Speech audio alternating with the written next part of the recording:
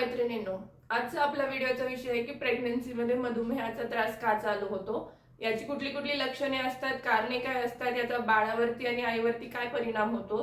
त्यासोबतच आपण हे पण बघणार आहोत की याची कुठली कुठली अशी घरगुती उपाय आहेत जे तुम्ही करू शकता जेणेकरून तुमची जी शुगर लेवल आहे ती कंट्रोलमध्ये येईल।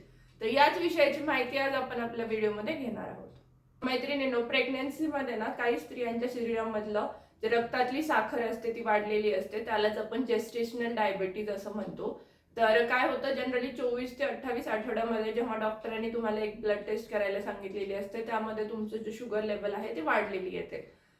असं पण असतं की खूप स्त्रियांना कधी प्रेग्नन्सीच्या आधी शुगर किंवा डायबिटीजचा त्रास झाला नाही, पण प्रेग्नन्सीमध्ये शरीरामधले जे हार्मोनल चेंजेस होतात त्यामुळे त्यांना असा त्रास पुन्हा होऊ शकतो। तर मैत्रिणींनो, आता बघूया की याची कारणे कुठली कुठली आहेत। तर सर्वात पहिलं म्हणजे प्रेग्नन्सीमध्ये वजन वाढतं स्त्रियांचं। त्यासोबत जर तुम्हाला फॅमिलीमध्ये ऑलरेडी कोणाला डायबिटीजचा त्रास असेल तर तुम्हाला तो होऊ शकतो। तुम्हाला जर PCOS असेल, तुमचं वय जर 30 पेक्षा जास्त असेल तर थोडे जास्त चान्सेस असतात डायबिटीज होण्याचे। त्यासोबत जर तुमच्या फर्स्ट प्रेग्नन्सीमध्ये जर तुम्हाला हा त्रास झालेला आहे तर चान्सेस आहेत की सेकंड प्रेग्नन्सीमध्ये पण तुम्हाला डायबिटीज होऊ शकतं। त्यासोबत जर तुमच्या शरीराची कमी हालचाल होतीये, तुम्ही जर संतुलित आहार घेत नाहीयेत तरी तुम्हाला हा त्रास होऊ शकतो। तर मैत्रिणींनो, आता बघूयात की कुठली कुठली लक्षणं असतात ज्याच्यावरून तुम्हाला कळू शकतं की तुम्हाला डायबिटीज होतोय।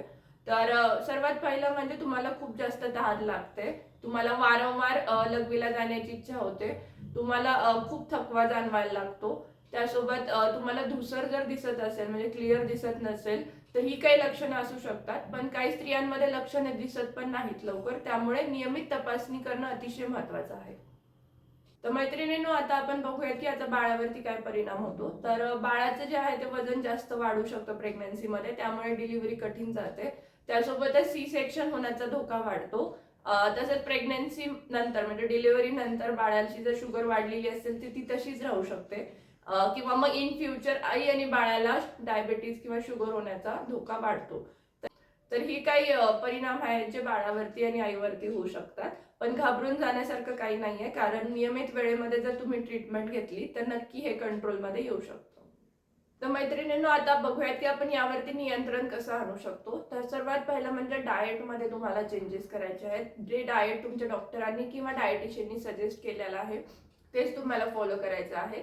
तर तुमच्या डाएटमध्ये तुम्हाला हिरव्या पालेभाज्या असतील, फळं असतील, डाळी असतील, कडधान्य असतील, प्रोटीन रिच पदार्थ असतात ते असतील, या सगळ्यांचा समावेश करायचा आहे। तुम्हाला मैद्याचे पदार्थ, खूप तळलेले पदार्थ, जे आपण जंक फूड म्हणतो, हे सगळं अवॉइड करायचं आहे। जर तुम्ही असं केलं ना तर नक्की तुमची शुगर लेवल कंट्रोलमध्ये येऊ शकते। नेक्स्ट म्हणजे तुम्हाला चालणं सुरू करायचं आहे।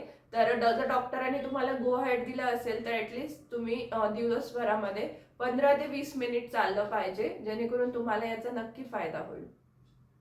तिसरं म्हणजे वेळोवेळी तुम्हाला तुमची शुगर टेस्ट करायची आहे। जर घरीच तुम्ही ते यंत्र घेऊन आलात तरी चालेल किंवा मग तुम्ही बाहेर जाऊन पण शुगर टेस्ट करू शकता। जर तुम्हाला थोडी पण डिस्क्रिपन्सी आढळली तर लगेच तुम्हाला डॉक्टरांना कनेक्ट करायचं आहे, त्यांचा सल्ला घ्यायचा आहे। थर्ड आहे नियमित शुगर टेस्ट करणे। याने काय होतं, तुम्हाला तुमची शुगर लेवल ट्रॅकमध्ये राहते आणि जर तुम्हाला थोडं पण काही डाऊट असेल तर तुम्हाला नक्की डॉक्टरांना जाऊन भेटायचं आहे आणि त्यांचा सल्ला घ्यायचा आहे। फोर्थ आहे की गोळ्या आणि इन्सुलिन वेळेवरती घेणं। जर तुम्ही डॉक्टरांकडे ट्रीटमेंट घेतलेली असेल आणि डॉक्टरांनी जर तुम्हाला काही गोळ्या आणि इन्सुलिन सजेस्ट केलेले असतील तर तुम्हाला ते तसे नियमित वेळेमध्ये घ्यायचे आहेत। मैत्रिणींनो, आता बघूया की धोक्याचे साईन्स कोणते कोणते आहेत, म्हणजे कधी तुम्हाला लगेच इमर्जन्सी डॉक्टरांकडे जायचं आहे। तर जर तुमची शुगर लेवल खूप जास्त आलेली असेल किंवा तुम्हाला भाड्याची हालचाल जी आहे ती खूप कमी जाणवत असेल, तुमच्या पायावरती खूप जास्त सूज आली आहे, तुम्हाला डोकेदुखीचा त्रास होतोय, तुम्हाला चक्कर आल्यासारखं वाटत असेल, तर अशा केसेसमध्ये तुम्हाला लगेच डॉक्टरांना जाऊन भेटायचं आहे आणि त्यांचा सल्ला घ्यायचा आहे। लगेच डॉक्टर तुम्हाला जी ट्रीटमेंट देतील त्याने तुम्हाला नक्की फायदा होईल। तर मैत्रिणींनो, जर प्रेग्नन्सीमध्ये तुम्हाला मधुमेह झाला असेल तर प्लीज घाबरू नका, कारण नियमित तपासणी, योग्य आहार आणि व्यायाम आणि डॉक्टरांच्या सल्ल्याने नक्की तुम्ही त्याच्यावरती नियंत्रण आणू शकता। तर तुम्हाला हा व्हिडिओ कसा वाटला मला कमेंट सेक्शनमध्ये नक्की कळवा। भेटूयात एका नवीन व्हिडिओमध्ये एका नवीन विषयावर माहिती घेताना। तोपर्यंत स्वतःची काळजी घ्या आणि आनंदी राहा। धन्यवाद।